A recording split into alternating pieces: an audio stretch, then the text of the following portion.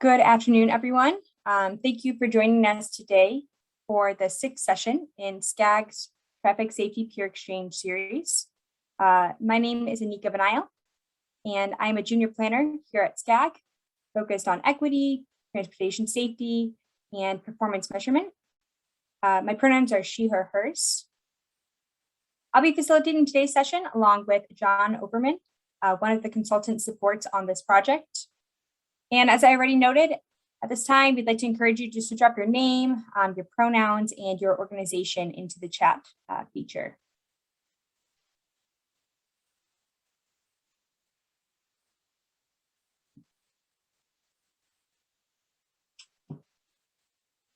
I think we can get started. So why don't we jump to the next slide?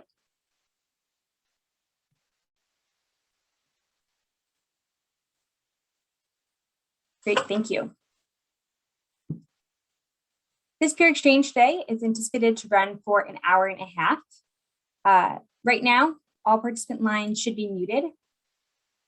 At the end of today's presentations, there will be a Q&A followed by a facilitated group discussion. And if you have any questions at any point in time, please feel free to type that directly into the chat box. And if you think of anything else later on, you're more than welcome to contact me directly or contact one of our presenters.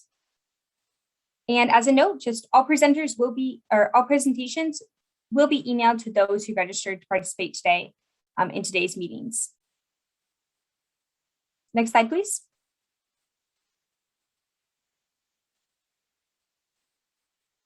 So before we get started, as staff at SCAG, I acknowledge that we are on the land of the Chumash, Tongva, and Quiche. As we acknowledge we are on the original lands of the Chumash, Tongva, and Quiche peoples, and also recognize how deeply the field of urban planning continues to engage with land. We offer this acknowledgement as a first step to more conversations and actions that will more meaningfully support Indigenous communities in thriving. Next slide, please.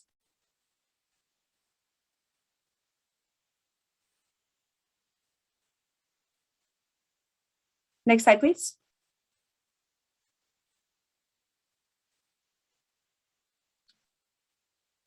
So, and for those that are just joining as well, please feel free to drop your name, your pronouns, and your organization into the chat feature, just so we can ensure that this feature is working for you and just to have a better sense of who's in the room.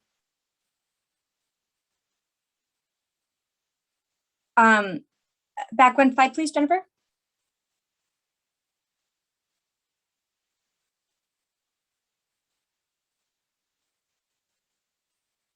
I note just from Marina that Marina does not see any slides. Are other people able to see the slides in front of them?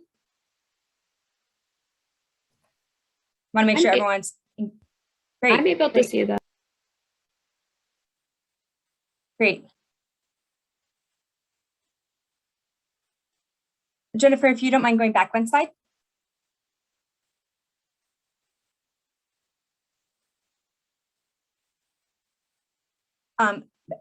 Maybe back 2 slides. Great, thank you. Appreciate it. So today's peer exchange will include presentations. Forward 1 slide. The slide that says presentations. Thank you, Jennifer. Sometimes my internet lags, so it might be a misstep here.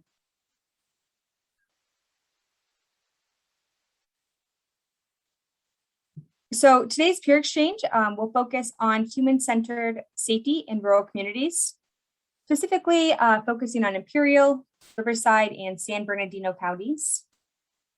Today, we will hear from speakers how they've worked to bridge the gap within their own communities, the gap that resulted from insufficient investments in rural infrastructure, and how they've worked to ensure that roadways promote safe transportation access throughout rural communities.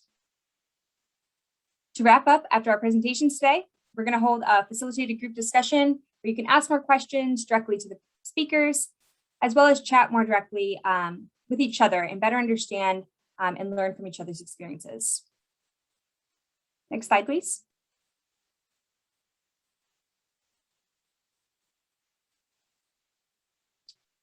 So To start things off, I'd like to share a very brief update on our region's existing conditions, just to provide more context of why we're holding these traffic safety peer exchanges. If you've joined one of these peer exchanges before, you may have heard some of this, but we really just want to give a brief overview to lay the ground as we get started. I'm also going to briefly share about our Go Human education and encouragement campaign and resources that are available to you as you work to reduce fatalities and serious injuries in your community. Next slide, please.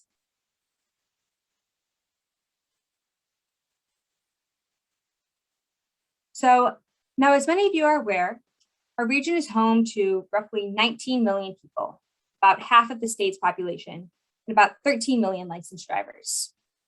Each year, on average, nearly 1,500 people die, 5,500 people are seriously injured, and 124,000 people sustain injuries in traffic collisions around the region. We anticipate that as the region emerges from the pandemic, the rates of fatalities and serious injuries may continue to rise, particularly if people shift away from using public transit or shared vehicles. Collisions are occurring in every community in the region, from Thousand Oaks and Ventura to El Centro and Imperial.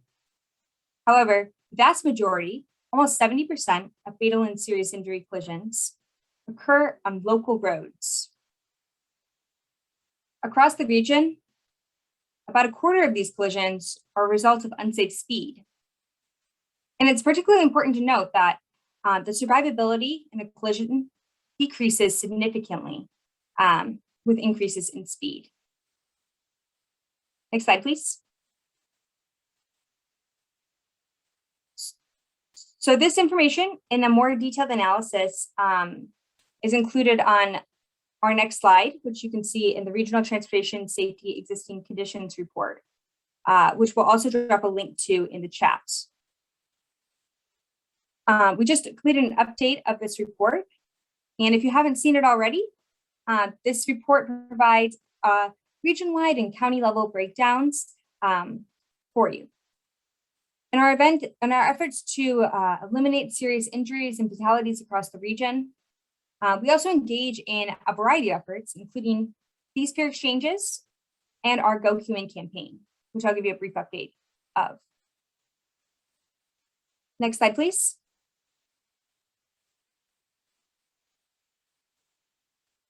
So the Go Human campaign launched in 2015 to reduce traffic collisions and encourage people to walk and bike more. Since then, Go Human activities have expanded the conversation into three major categories of programs. The first is co-branded safety messaging materials, which you can request right now on the Go Human website at no cost to you. These come in different forms like lawn signs, banners, and bus shelter ads as pictured here. In addition, Go Human also provides a kit of parts at no cost. This kit is a set of modular pieces that can be assembled to demonstrate different street design treatments, like park plates, bulb outs, and crosswalks. The kit also comes with marketing materials to show how a typical street can transform into one that centers pedestrian and bicyclist users. And finally, we also offer Community Streets Mini Grants, which is a funding program that's meant to build out street-level community resilience and increase the safety of people most harmed by collisions. Grant awardees will be announced actually later this month, so keep an eye out for that. And activations should start later on this summer. In addition, we also have a new Community Ambassadors program, which is essentially a participatory planning and leadership series that's taking place in the counties of Imperial, San Bernardino, and Ventura. Next slide, please.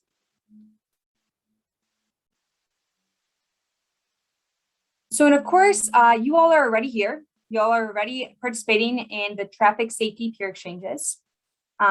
These are part of Go Human's ongoing efforts to increase traffic safety.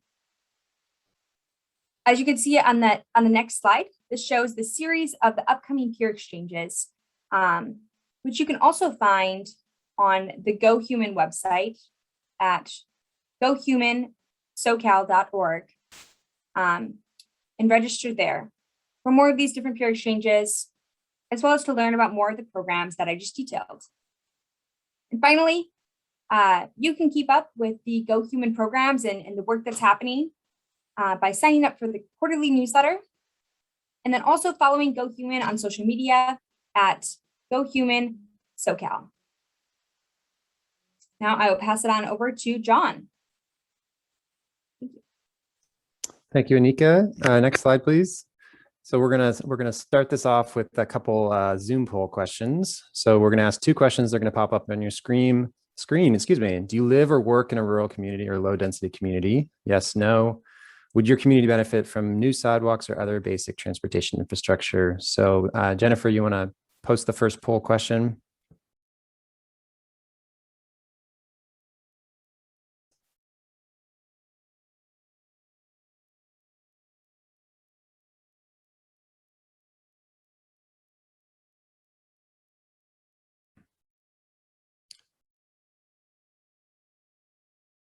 Okay, so we've got 50-50 for living and working in low density or rural community, but the vast majority, almost 90%, say that their community could benefit from new sidewalks or other basic transportation infrastructure. So certainly not exclusive to rural communities.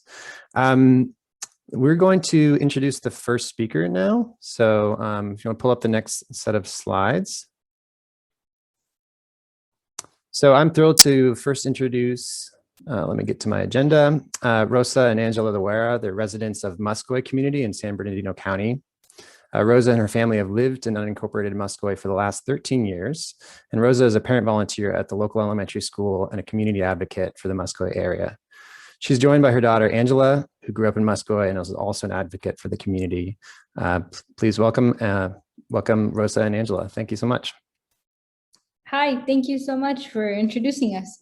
I'm Angela, and this is my mom, Rosa Loera. And we're here to kind of give a small presentation about our journey in getting sidewalks for our community of Muscogee. Next slide, please. Can I? Okay, there we go. Okay, so kind of like this is gonna be a little why this whole journey got started, and I'm gonna pass it on to my mom. Thank you. It all started because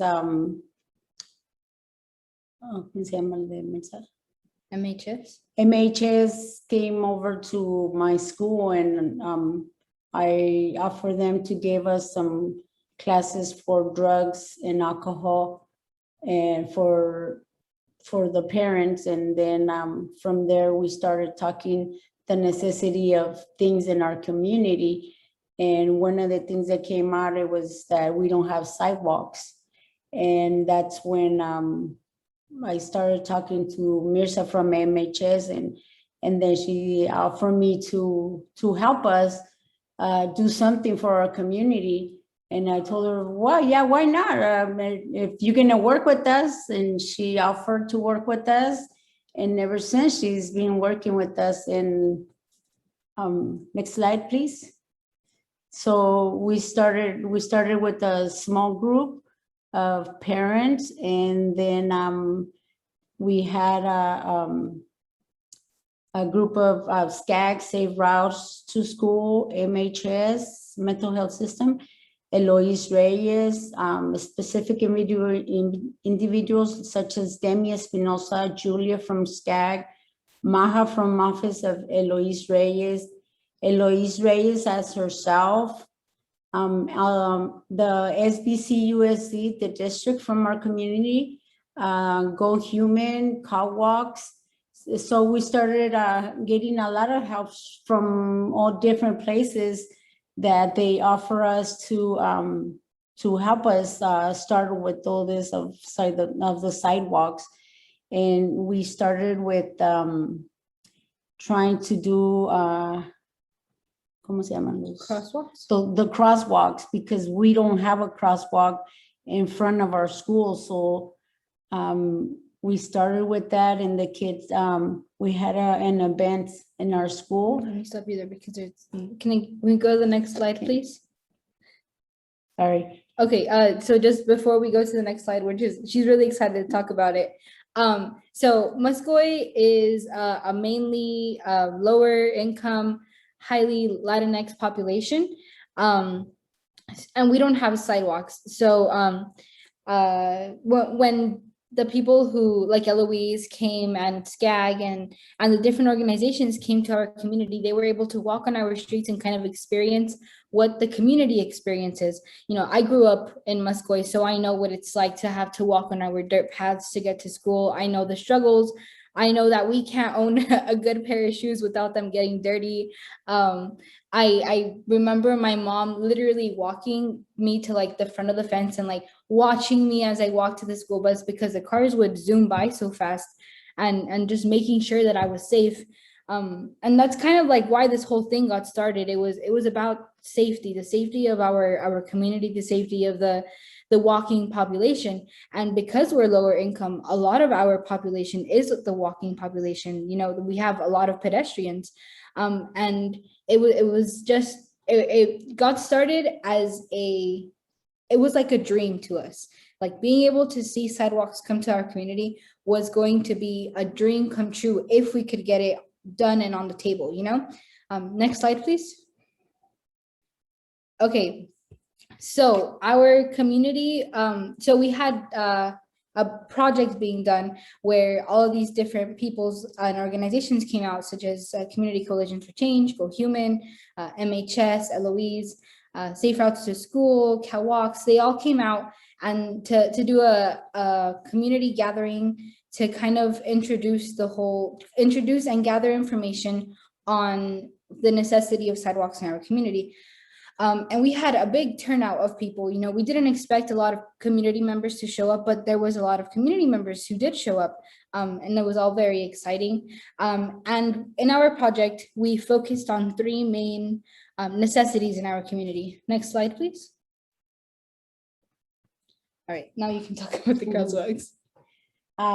So we one of the first ones was the sidewalks, the crosswalks.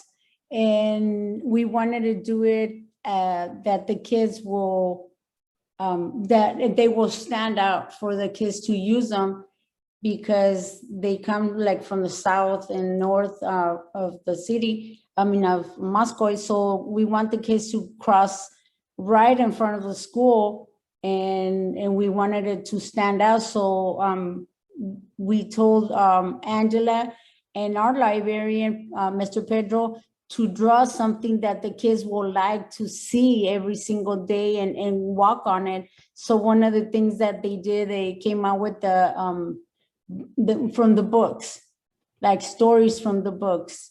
As you see on the screen, there's like different stories from different books. So the kids started drawing them. They did their own. We did some tires also that they put their hands.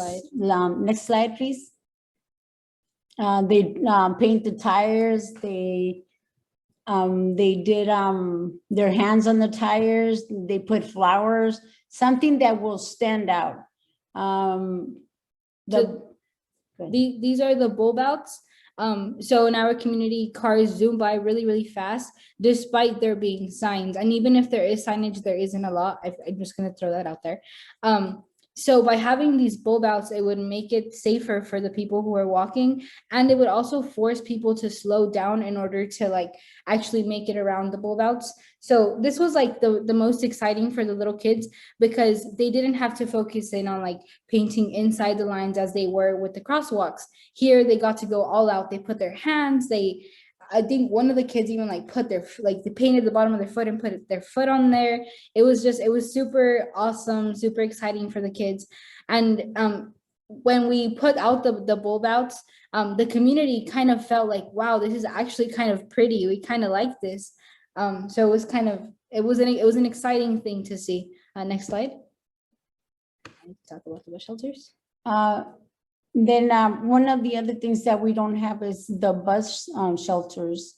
And for us to have sidewalks, we request also those bus shelters. And we did them with Pallets. with the pallets. And we did them with the pallets, and then we put the tires on the bottom so they could stay a little bit stronger. And we put one of them right outside of Vermont Elementary, and the other one on the right in front, right on the side of Moscow Elementary.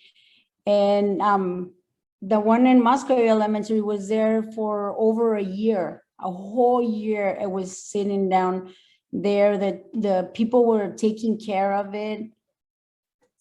So we put it right where a bus stop is, so people could actually use it.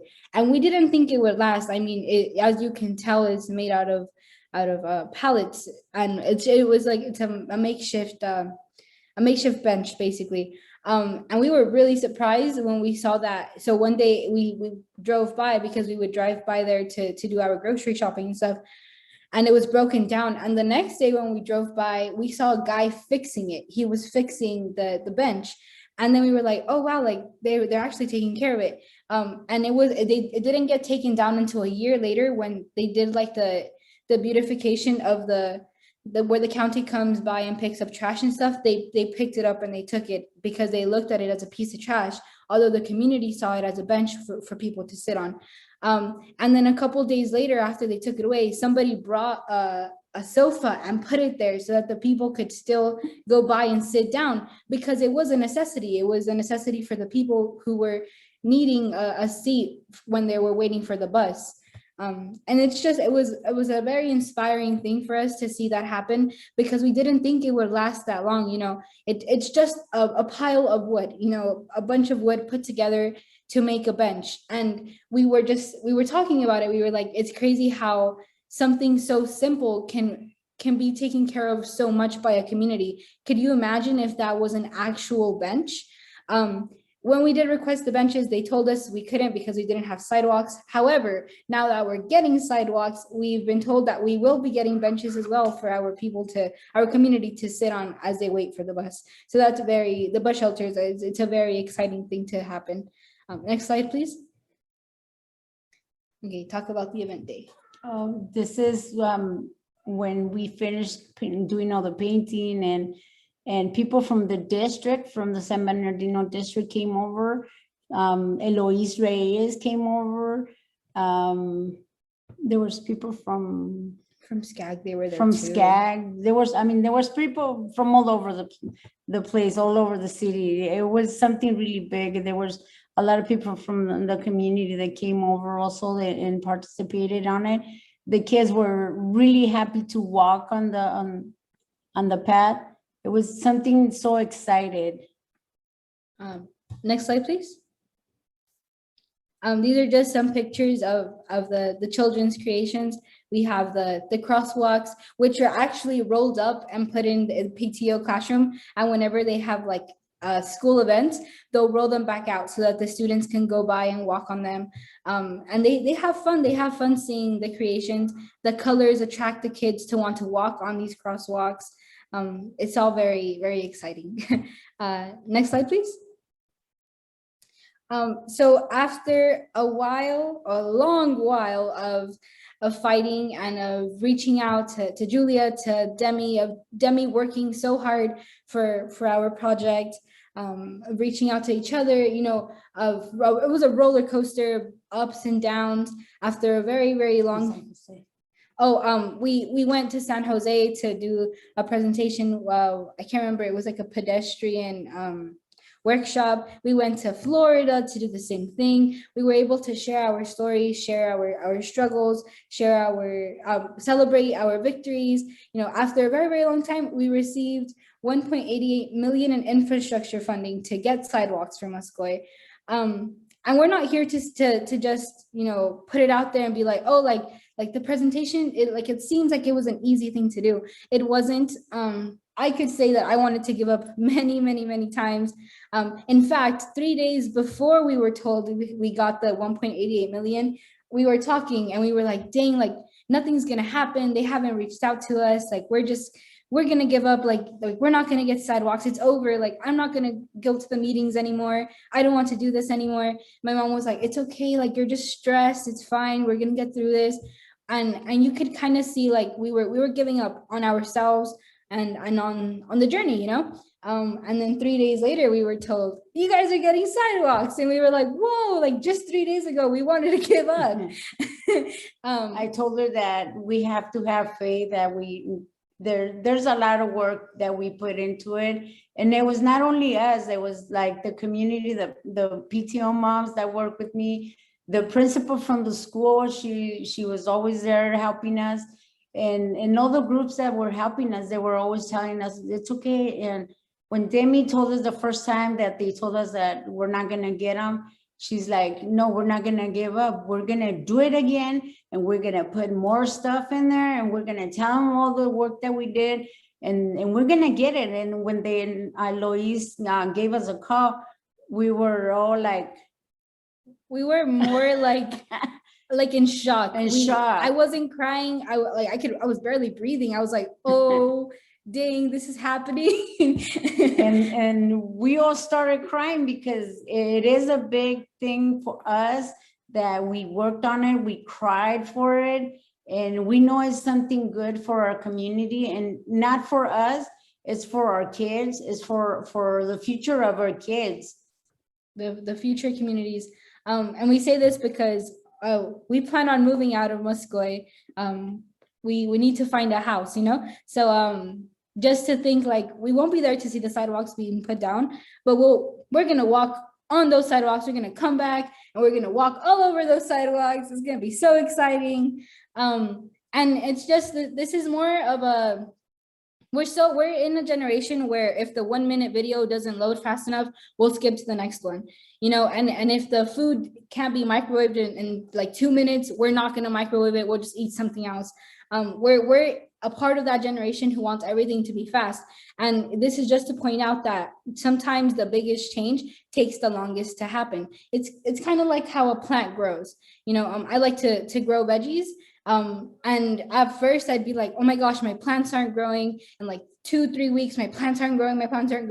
But if I go back and I see the pictures from the day that I planted that seed to how big they are now, I can see the difference. So it's about those little victories, about the little celebrations, about not giving up, because that's the biggest thing. I feel like when it comes to community, we're so easy on giving up on everything that we do on our communities, that we don't work for the change. And I'm so thankful for Julia, I think Julia's actually in this call. For Julia, I'm so thankful for you. I'm so thankful for Demi. I'm thankful for Maha, for Eloise, for SCAG, for everyone. I'm so thankful for everyone who helped us, because this has been such an exciting and hard journey. Yeah, so thank you so very much. Next slide. I think that's the end. Yeah. Okay, yeah, do you guys have any questions? Thank you so much to both of you. We do have time for a quick question if there's a direct question for Rosa or Angie. And also we'll have time for more Q&A after the other two speakers have gone. So if there's a quick question, type it into the chat. I'm seeing a lot of praise. I guess I'll ask a question, and then again, if you're thinking of a question, please type it in. We can address it later. But you actually answered a lot of the questions I had. But if you were to give sort of one piece of advice to someone else who's either in your position from the community perspective, who wants to get started on this, right? It could be a 10-year journey, or for there's a lot of practitioners on the call who kind of want to help communities, right? So what's the kind of like the one thing you could say to kind of get the ball rolling? How do you really get started on a project like this? As a parent, as a volunteer, a mother volunteer, I will say never give up. Never. If you start something and you know as from your heart that you can't do it, never step back. Always go forward, never step back. I could tell you, I'm going to give you a big sample, okay? My big sample is that I was 314 pounds. In 3 years, I lost 150 pounds already. And I have never give up. I always go forward, and I do it because I love myself and because I love my kids. And I did this of the sidewalks because I love my community. And I even though I'm moving out, I love my community, and I want to leave something good for them to never forget me as a student. So this whole journey was happening when I was a student. And I would say, listen to the students, the children of the community. I feel like a lot of the times the adults will sugarcoat things. They'll like be like, oh yeah, like this is fine. But kids, they're so on it and saying like, no, like that's not enough. Like we need more. So definitely listening to the young voices, because they have lots of ideas. They're so creative, so imaginative. So listening to the younger communities, and like my mom said, not giving up, like just because you have a small setback, doesn't mean that it's the end of it. Like maybe you just went back 2 spaces. That doesn't mean you can't go forward another, 50. So just not giving up, listening to the community, it goes hand in hand. When it comes to like organizations and stuff like that, I would say to come out and kind of show who you are. I feel like a lot of the times we hear names like Cal Walks or Go Human and stuff like that, and we don't know what they are. Sure, we can look them up on Google, but it's so much better to have a friendly face to go with that organization name, who you've already talked to, who you can ask questions to. Even if you can't answer those questions, appointing to someone who can answer the community's questions, that's also very, very nice, very important. Because not only do you gain the community's trust, but you can also see like deeper into the needs of the community. You'll never know enough about a community just by driving around their streets. You always need to hear the community voices, because that's where you get the real needs.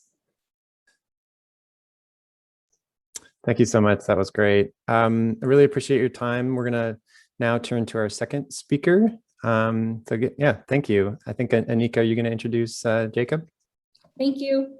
Thank you. Thank you for that great presentation.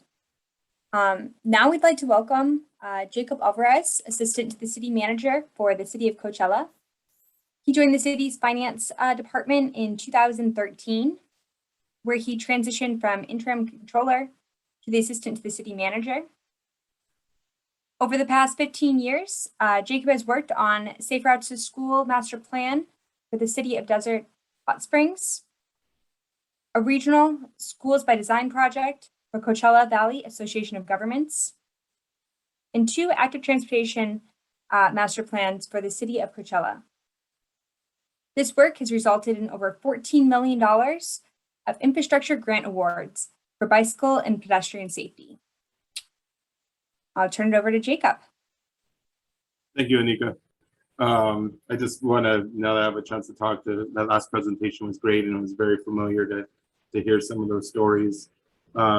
Usually for this, I hadn't even thought about bringing it up, but given that they did, I actually grew up in the city of Coachella when I was in elementary school. So I think a part of my doing some of this is, again, I may not live here still, but I work here, and it's nice to leave something behind for the community to enjoy. So with that, I'll add a caveat that, as you heard of my background, I'm not a planner and I'm not an engineer, so I will be coming at from in this presentation from a little bit different angle. Next slide. Next slide.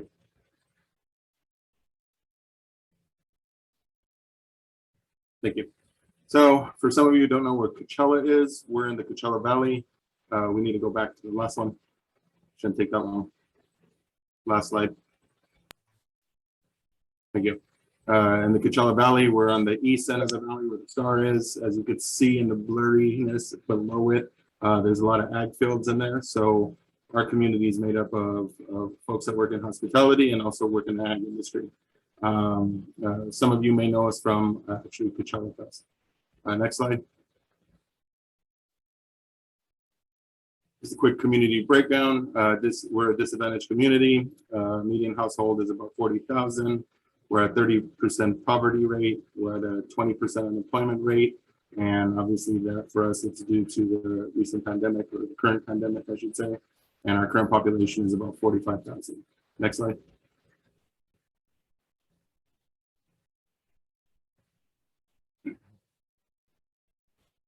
The one thing about doing a plan is you have to have really good outreach. Early on our outreach was done. When we did it, it kind of set our plans apart from other grant applicants. As now, for those who are applying for these type of grants, you have to recognize that the state has recognized the real value of getting community buy-in. So there's a lot of prescriptive notes from them, or guidance to how to go about doing it. Like the last presentation, our community is made up of 96 Hispanic or Latinx. Approximately, due to a study that I read in a paper, approximately 70% prefer to speak Spanish, even though they speak fluent English. We do bilingual marketing, so we do social media in both English and Spanish. We put documents on our website in English and Spanish in regards to it. And then what we really learned is when we do advertisements, soliciting, help in doing these surveys and doing the outreach, that when we do them both in Spanish and English, but most likely in Spanish, we get a lot more folks participating in our surveys. The next slide, please.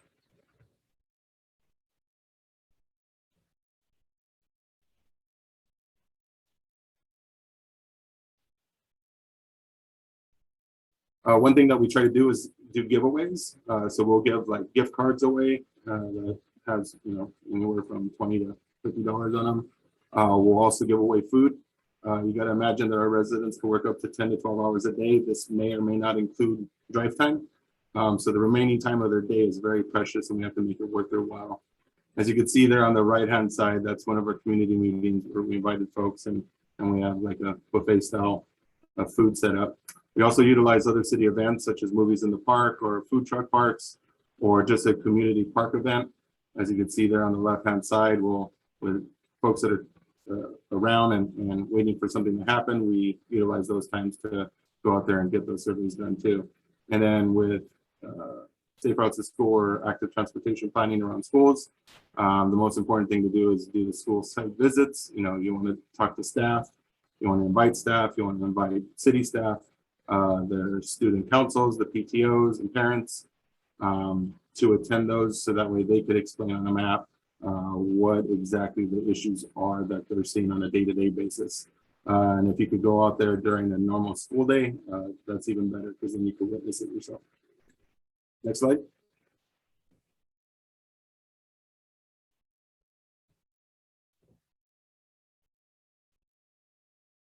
Next slide. Something I did here on the last presentation that I thought was interesting, which was, starting to lose patients. You got to set, when speaking to the community, you got to make sure you're setting appropriate outcomes. Be cautious when discussing the project outcomes. Set residents' expectations appropriately.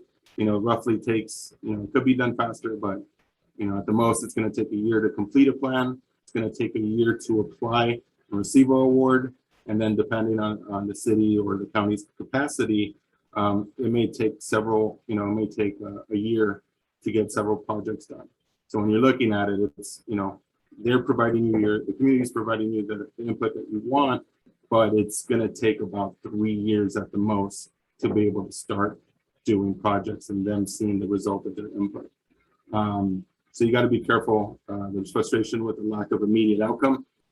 So this will keep them from participating in future outreach efforts. So if you have something else you want to go back to them for, if they don't understand what the expectation is, then they may not participate again. So as long as they go into knowing it, you could go back to them for other surveys.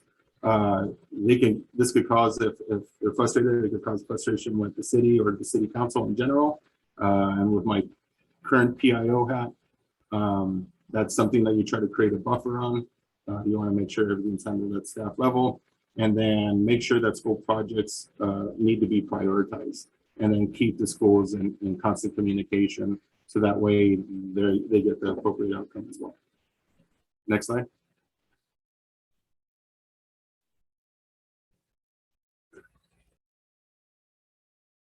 So capacity.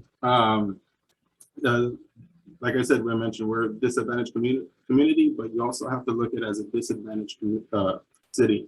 Due to Prop 13, this has allowed less taxes to be reinvested into, one, to be collected, and then two, to be reinvested into older communities since 1978.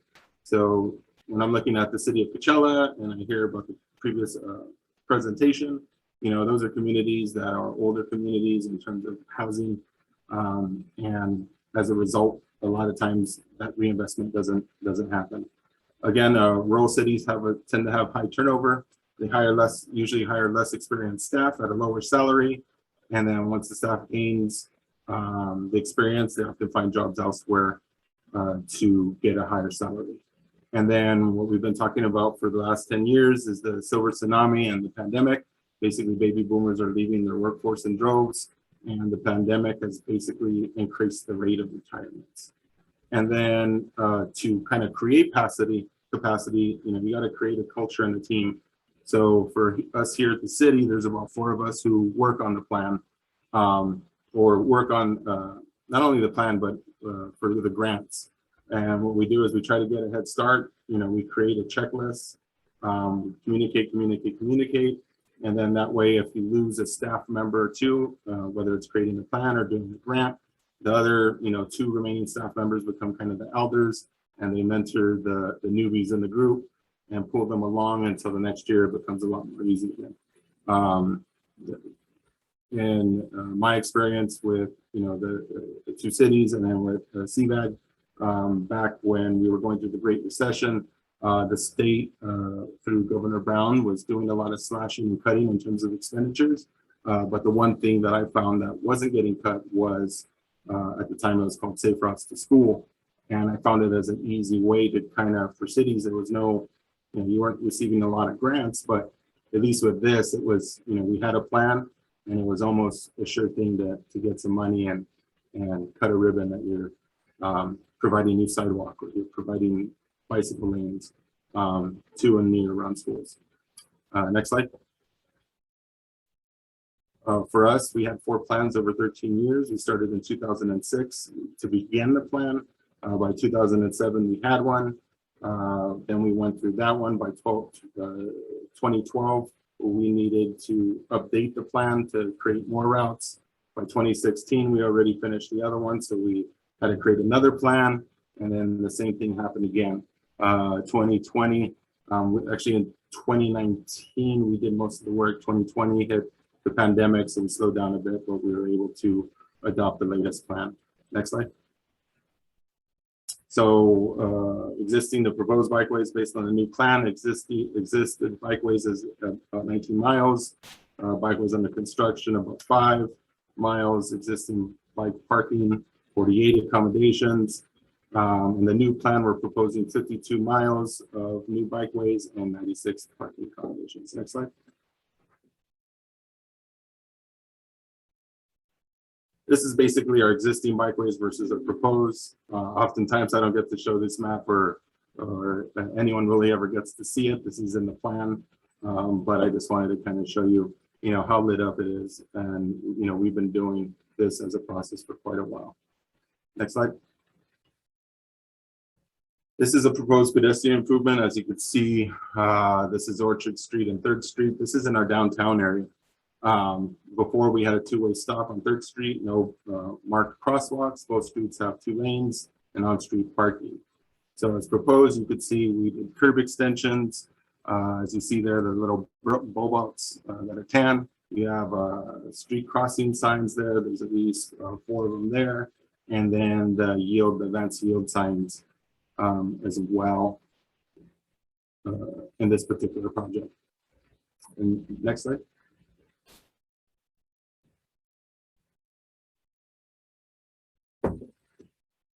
Okay, this one, actually the property that you see below Valley Road is a Valley View Elementary. And then you'll see a kind of like a cracked parking lot to the right of it. And that's actually a parking lot to our local Catholic church. Initially, this particular street had yellow ladder crosswalks. And it had, 4 speed bumps. And if you really squint, I'm pretty sure you could see them in there.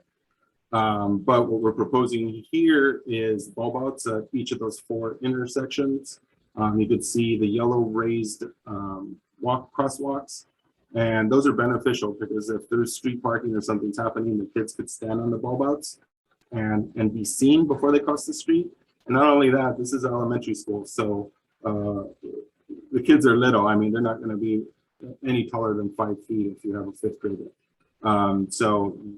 With that additional height, it makes them more prevalent to the driver to make sure that they're not hurt. Let's see. Yep, you can go to the next slide. Now I'm going to transition here a little bit. Now that we've been doing it for a while, right? We're currently looking at doing our bike routes in our downtown area. So we have a natural grid system in our downtown. It's square and it's right next to a railroad track. So it was set up for that back in the day. But now what we're doing is looking how we could either highlight, and it's good for grant purposes, or not only that, but creating a path of expression like this says here. This is a 54-foot tall structure that was debuted as one of the 3 pieces erected at the Coachella Valley Music and Arts Festival in 2018. And it was done by Italian artist Eduardo Tresoldi. You could ride one of our bikeways and see this lit up any number of colors that we have. Okay, next slide. In our downtown district, we have other street art that we've been investing in over the past 5 years. I have to give a congrats to our mayor. He's done a really good job of creating an area where we get what I would call as local tourists. And then by extension, depending on the time of year, we get tourists from outside the area. The one in the middle, I like to highlight the wings. It's a more of an interactive one. That one's known by an artist named Kelsey Minogue. This one is called What Lifts Your Wings, Coachella, and she's widely known. So if you do Kelsey Montague, and wings, you'll find that she's done them kind of all over the US. Next one.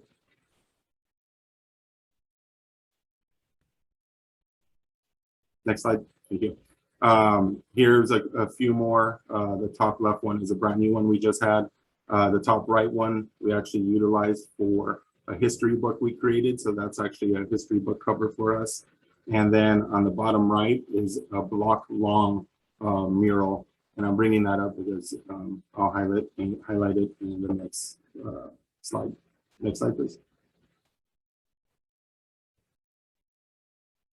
So here, what we did is we utilized areas that were unusable before. So this picture, you actually have to read it from right to left. On the right-hand side, this was basically a water drainage area, and the path that you see was dirt, and it was utilized by utility trucks that would fix the power lines, or telephone services and such. And then what we did is we basically paved it and then created a little, what I call is like a little kiddie road. And as you can see, people use it for bike lanes or people use it for walk. That long mural that I showed you, that's a block long, is on the farthest end of that right picture. So you could go basically riding down the street, looking at that entire mural, end up coming through here, making a right-hand turn, as you can see with the middle picture. You can still see that we still have bike lanes on the street. But this particular section here was all dirt. This was a water easement that we were able to transform for walking and biking paths. And what I noticed actually in doing this presentation, as I moved up in the middle picture to that street crossing, when you now look at the left picture, the farthest left picture, I'm kind of standing in the middle of the street taking a picture, showing you how far it goes. But the benefit of what I just realized too for this is that there's a long plain wall that we could utilize more murals for. And again, that also protects us from those walls being graffitied, and the community just enjoys the murals that we have. Okay, next slide. So sometimes what you can do too, and I'm sure like in our last presentation, you noticed that there was no curbs, there was no gutters, there was there was just, you know, soft shoulder. Here on the left picture, this is these buildings here and this roadway, like what's directly behind that building is the railroad track. So these were set up for railroad, you know, bringing in lumber or whatever type of supplies, ag supplies, tractors, trailers, stuff like that. Like I said, I grew up in the city and I've only known the city to look like this in this particular street. We were fortunate to, you know, this is part of our urban greening project. We, as you can notice, like there's no bikeway in the street anymore. The bikeway is now the main path here, right next to the bench seats there. If you look just to the right of it, you'll notice that there's another little path, and that's where people can walk, where pedestrians can walk and be safe from those that are riding bikes or skateboards or whatever else. But in the process, besides all the urban greening stuff that I won't get into, you can see now we have curb and gutter. We fixed drainage issues here. We installed, you know, like I said, the bikeway is off the street, but we installed bioswales, which essentially is like drainage areas within this area that allows the rainwater to go back into our basin. So not only did we help pedestrian safety, we fixed the drainage issue, and by the third thing, we helped the water get back in the basin to conserve, since, you know, we are in a drought, and, you know, we're probably being in a drought for the foreseeable future. But this is something that we're trying to do around the city as well. So sometimes you could fix things with this safe routes to school type situation, or a active transportation, you know, grant award. Next slide.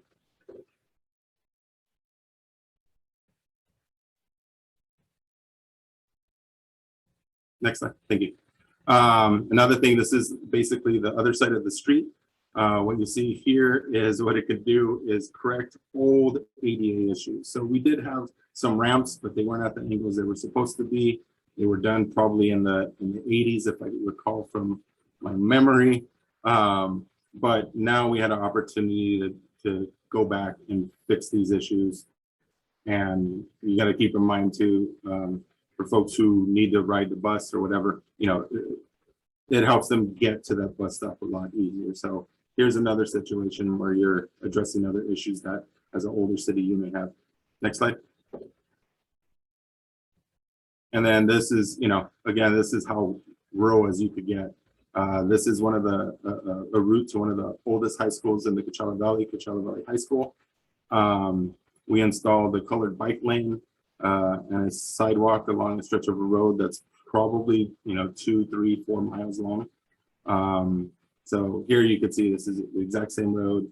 And just like it was mentioned earlier, the kids, you know, going to school, especially in high school, you know, you're trying to dress your nicest.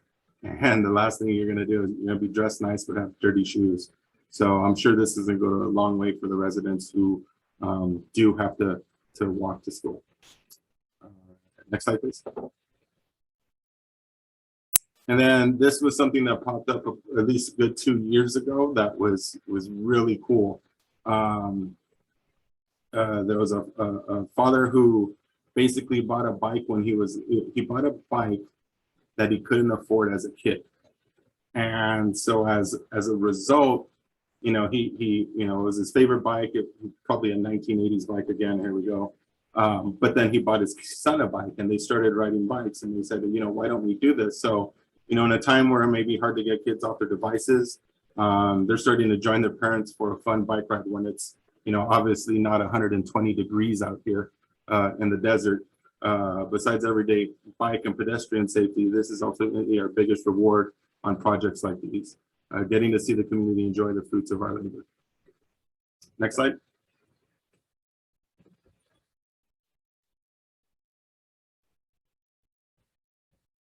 I just put up a list of funding sources. So given that this will be sent out to folks, the only thing different that we have local is Measure A, which is funding provided by SCAG, the Association of Governments.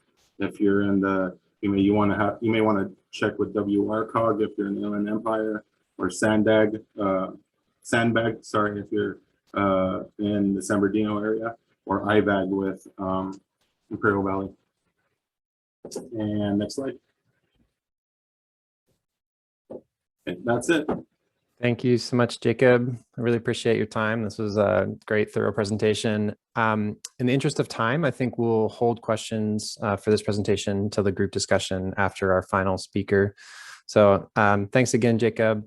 Now I'd like to turn to Marina. I think you're going to share your slides, correct? So finally, I'd like to introduce Marina Ramirez, Community Programs Manager for California Walks, where she manages their community and pedestrian safety training program. She's the co-founder of Santa Ana Active Streets and currently on the board of the California Community Land Trust Network. Marina is passionate about shifting from traditional community engagement to more resident-led initiatives driven by the residents who've experienced the most harm by policies and programs that were developed without them. So with that, I'd like to introduce Marina. Hi, everyone. Thank you, John. And thank you to Rosa and Angie and Jacob. Those are all great presentations, and I loved hearing what other communities are doing all across California. As John mentioned, my name is Marina Ramirez. I'm currently located in San Bernardino County, but I grew up always on the border of suburban middle class and urban working class. And I've been really fortunate to learn about different communities, active transportation efforts all across California. So as John mentioned, I'm with California Walks. California Walks is a statewide voice for pedestrian safety and healthy walkable communities for people of all ages and abilities. We really work on, we envision California, all Californians able to move in public spaces under their own power with confidence, dignity, and security. We've been incorporated since 2006 when we received funding from the California Department of Public Health to create our own plan. And since then, we've successfully helped communities secure over $35 million in active transportation program funding throughout California.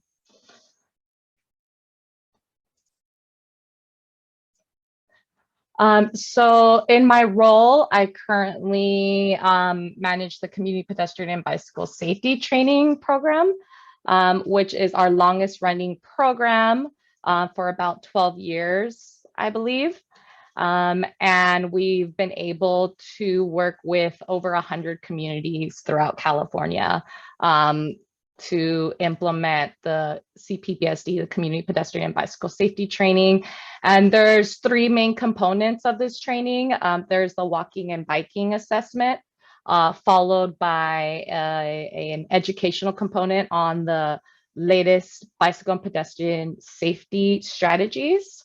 And then a action planning activity where we actually work with communities to create their own programmatic and infrastructure projects that they learned about during the safety presentation to alleviate some concerns they observed during the walking and biking assessment.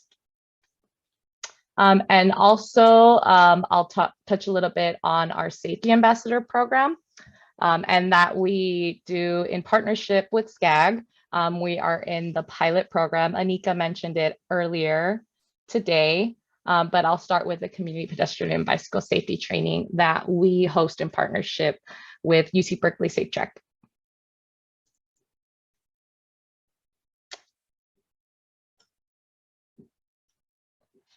So I'm going to discuss about a couple of communities that we've worked with in the past.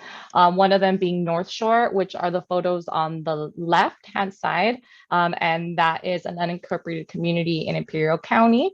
And then I'll touch a little bit on the work that we did with the city of Blue Lake, which is in Humboldt County, and that was also in 2017. But both are rural communities with similar concerns, active transportation concerns.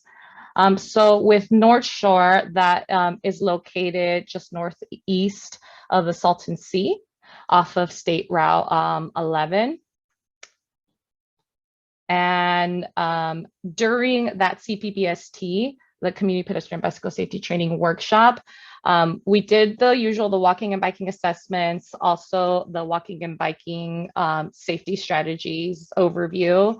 But before we got into our action planning activity, we actually did some crowdsourcing of unreported crashes and near misses, which is a common theme in rural communities. And during that crowdsourcing activity, we were actually able to identify 5 additional crashes and a pedestrian fatality from stray dogs.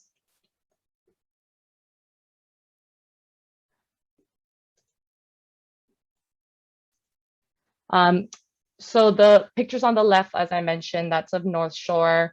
An issue they brought up again is lack of sidewalks, street lighting, lane markings, and on the bottom, an unimproved bus stop lacking shade, and lighting across from a newly installed bus shelter. And for the city of Blue Lake, we have the focus was on Blue Lake Elementary, similar to Muscoy. They also noted faded markings, and on the bottom is, again, with this theme of lack of lighting, a small light reflector on the side of a road that was observed during the walking and bike assessment. And this was a photo actually of the workshop during the action planning activity. So from Blue Lake, we were able, the city of Blue Lake was able to gain some safe routes to school infrastructure that we noted in our Blue Lake recommendations report. And those recommendations came straight from the workshop, from the action planning activity, where participants identify, what are the programmatic and infrastructure projects they would like to see. And from that, they were able to receive an enhanced crosswalk, slowing traffic along the school, and high visibility signage.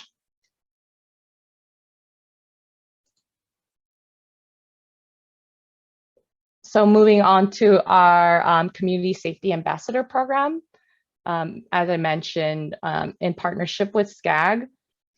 These are as it is a pilot program, the goal is to work with 12 community members throughout 3 counties, Imperial, San Bernardino, and Ventura County. And we're actually fortunate to have Angie and Rosa as ambassadors, a part of that training, where we really learn a lot from participants. We've received a lot of praise for it being heavily geared towards peer-to-peer learning, and something that as CBOs and agencies, any professionals working in this field should definitely always keep in mind is that we are coming into other people's homes, other people's communities. So I would say we learn just as much, if not more, from them as we saw today from Angie and Rosa in these opportunities in the safety in this example, the safety ambassador program. And participants attend about 7 trainings, and they also develop and implement their own activation project in their community. And activation projects really range to what residents would like to see and what they feel is best fit in their communities. And at the end of the project, after completing their trainings and their implementing their activation project, participants do receive $500 at the end of the program. It is a lot of time and energy and effort that participants invest. So I'm really happy to see that agencies, CBOs, organizations are really understanding that and compensating participants, community members, residents really for their work. And the training topics, as you'll see here, they really vary from advocacy skill sharing, how to fund your projects. And this is from, I believe, training number 3 or 2, where all of our programs, so I should say our safety ambassador program and also our community pedestrian and bicycle safety training, our education is based off of the safe system framework. And in one of the trainings, we really reflect on what the safe system principles mean. So we'll present them and participants have a discussion in their separate groups, breakout groups, about what equity throughout systems mean. This is an example of a safe system strategy that we present to participants. So we present these strategies as potential activation projects for the participants. So here's an example of a community-led safety program, of a toxic tour on bike. And a component that I actually really appreciated myself was a guided reflection and meditation to envision your ideal community. So I think Angie and Rosa mentioned it earlier, but a lot of times our work is in a reactionary frame, because of need, because of safety, because of lives, because of livelihoods. But to be able to have the space to really feel what your ideal community would feel in your body, in yourself, is a really rare opportunity. So that was a component that I really appreciated.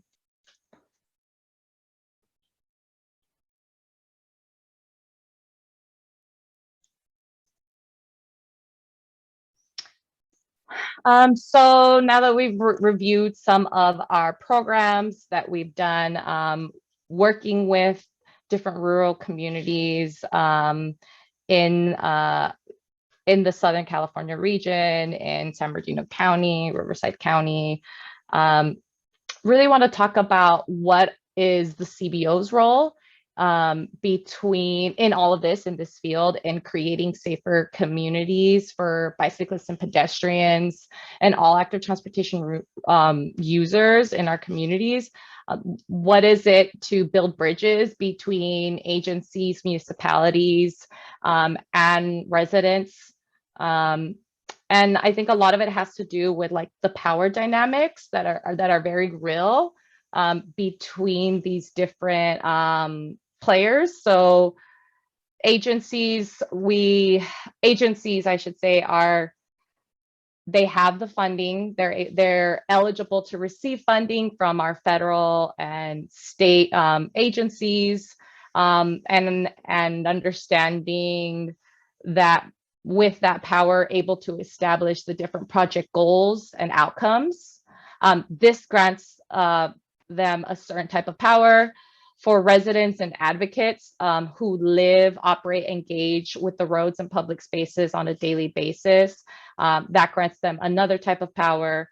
And sometimes because of those different responsibilities, roles, the values from both groups don't necessarily line up, or the language used are not necessarily fully aligned. And as CBOs, the third party looking out and in, I should say, we have the opportunity to be more attuned to these power dynamics, some, not all. And our job, I believe, is to really make sure that residents and advocates, that their values and needs are centered in whatever we do, and to troubleshoot any underlying power dynamic issues, and to really, again, to really center resident voices, to troubleshoot any issues and understand like how we can, what are the limitations that we are both working with, and what are the really very real realities and dangers that residents are living on a daily basis, and understand how it is that we can work together, because we both have something that the other needs and could really learn from and grow from.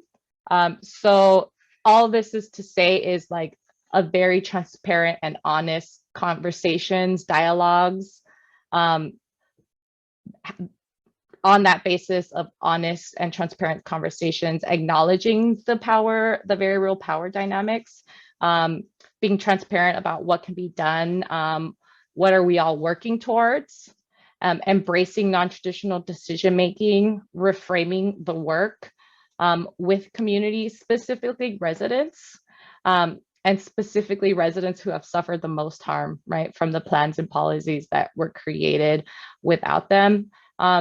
Another thing on that note is a lot of times in traditional planning, development, policy work, community engagement has been checked, the box has been checked off with CBO input rather than resident input. And I really want to stress the difference between it. CBOs, we are not the experts of the community. We can have an idea, but we do not, again, live those daily challenges. And also, what are the very real assets that exist in the community that are often overshadowed, those assets that we could build off of.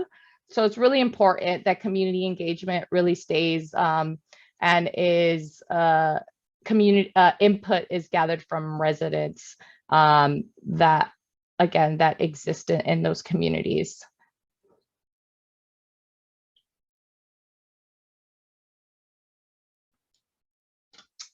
And with that, to keep it short and sweet, as John comes in, there is my email. You could follow us on Instagram and Twitter at California Walks. Visit us on our website. And I do want to share a couple announcements, if that's okay. Of course. Okay.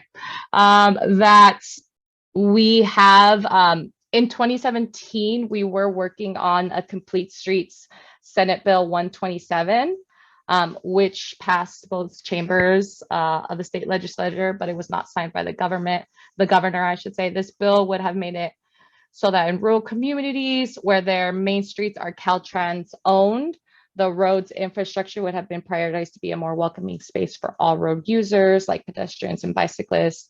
But this bill did not pass, and we're continuing these efforts through budget advocacy by making sure that funding goes to ensuring complete streets across the state, especially in these rural communities. Right now, our policy work is more focused on cultural and societal issues related to enforcement. We are currently co-sponsoring the bill AB 1238, which would decriminalize jaywalking.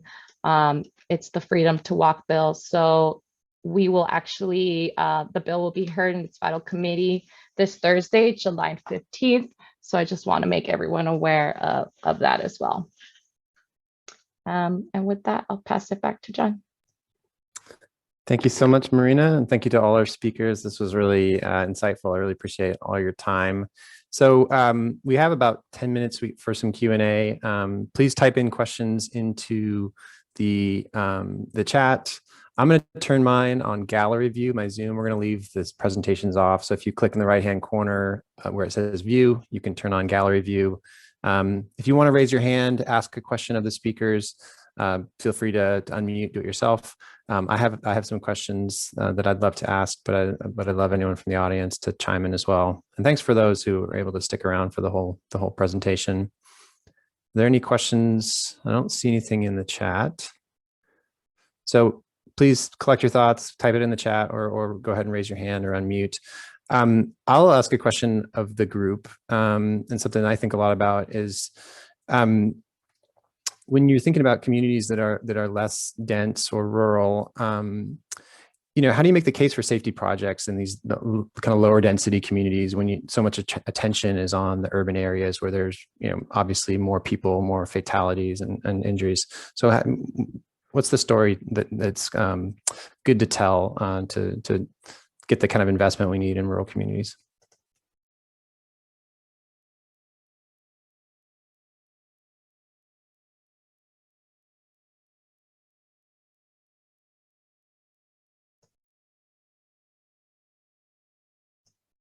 Jacob, are you still around? Trying to unmute. Yeah, I'm sorry. I missed the question. Well, I was just asking what, given that a lot of the attention for crashes, collisions is focused on urban areas, there's more people, there are more collisions. How do you make the case in a lower density or more rural community that these investments are needed in your community? Oh, it's like, you got to imagine, like for us, if you have 3 either traffic collisions or pedestrian collisions, that's a high number for us. And so even though it may not be in the 10s, 15s, 20s, just looking at that ratio, right, of, you know, overall population density versus our population density, it pretty much speaks for itself. And then it also depends on like location. The location will say a lot, especially if, you know, is it going to a school or is it going to a retail center that people are going to be, for us, it's going to be a high traffic situation, meaning high use in terms of pedestrian use. So that works out for us.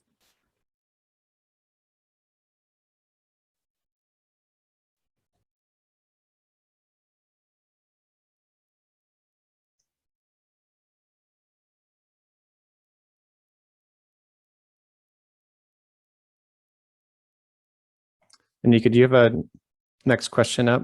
I don't see, Julia makes a really good point that just said that it's even more important in rural communities where infrastructure is historically disinvested in. So it's less about density and more about lack of investment. So you're starting from a different place to begin with.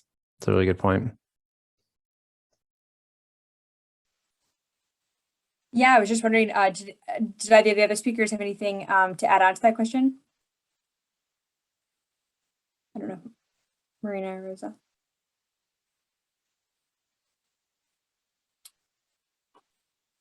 If not, I'll jump into how have you observed COVID impact your work in addressing traffic safety? Obviously, this year and a half has been a very crazy year and a half with a lot of change underway with COVID and a lot of loss. How have you observed COVID impact your work within traffic safety?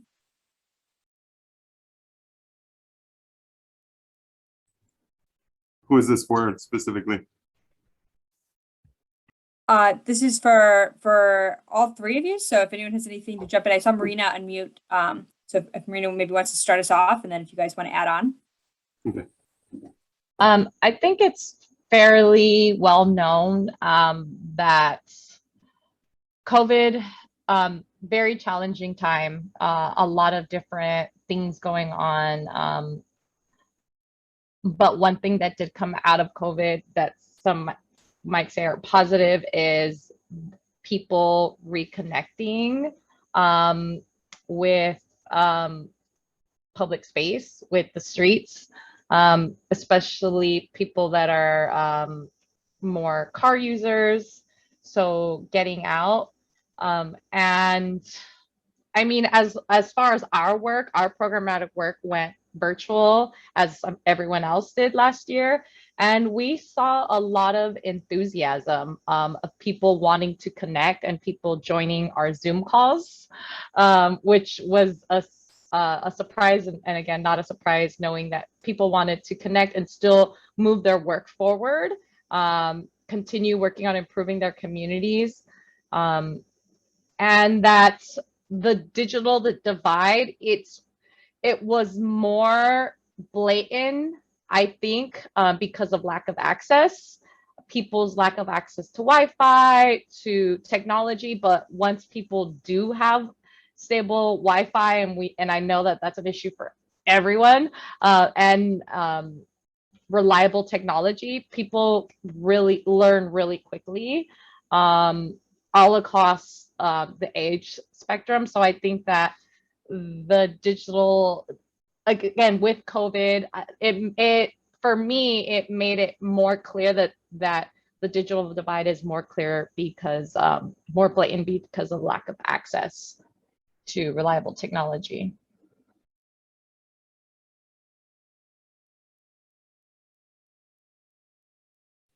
I'll jump in here.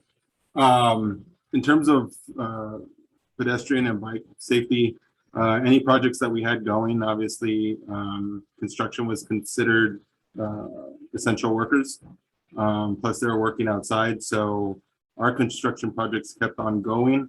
The one issue we did have, because our engineer had left, and actually we didn't realize that the ATP work hadn't been completed.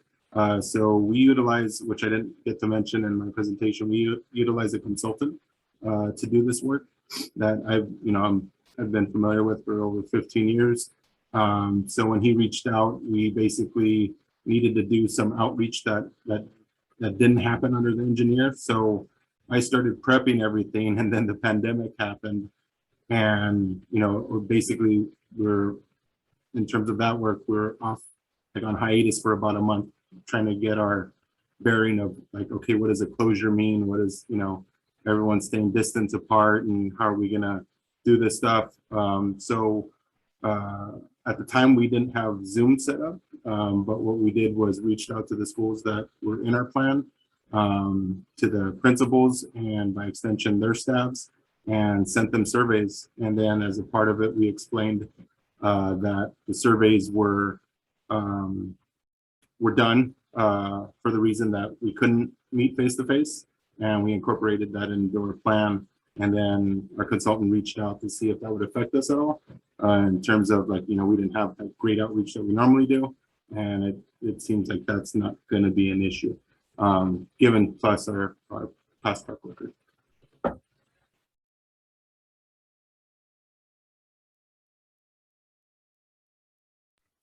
Can we jump in there?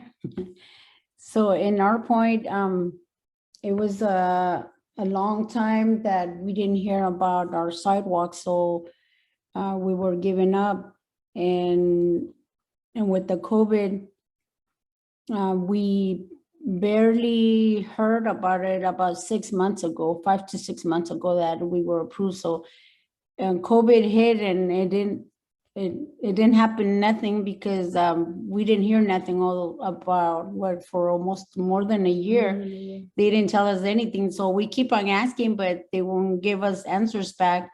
The only answer that I got from Eloise Reyes, I told her, so you're gonna move out, and what's gonna happen with my sidewalks? And she's like, I'm gonna give you sidewalks before I go out from my position, so don't stress about it. Just, you're gonna get them before I leave. And I was, okay, well, I'm happy for it. But with the COVID, I learned that the moms are more excited to new coming things that we want to start doing on the beginning of hopefully next year in school. And we are planning, like, more projects in biking club. And my son, he's only 14, and he wants to do a biking club. So I'm gonna be looking for you guys. He's been telling me since he was 11, he wants to do a club for bikes. And I told him, well, one of the first things that we need to do is fix the streets, because I don't think you guys gonna be able to be on the street with on your bikes and all those struggles that we have in this community. So I'm gonna be looking for you guys, okay? So don't close your windows and your doors, because and then I'll be jumping through the chimney, all right?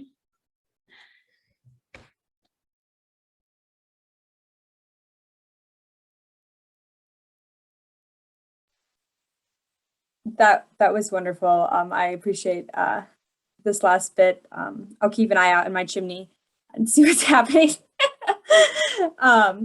I just want to, as we wrap things up here, thank you all so much for participating today in SCAG's Traffic Safety Peer Exchange. As we mentioned at the onset, presentations will be emailed to all registered participants, both from this and what's upcoming next month.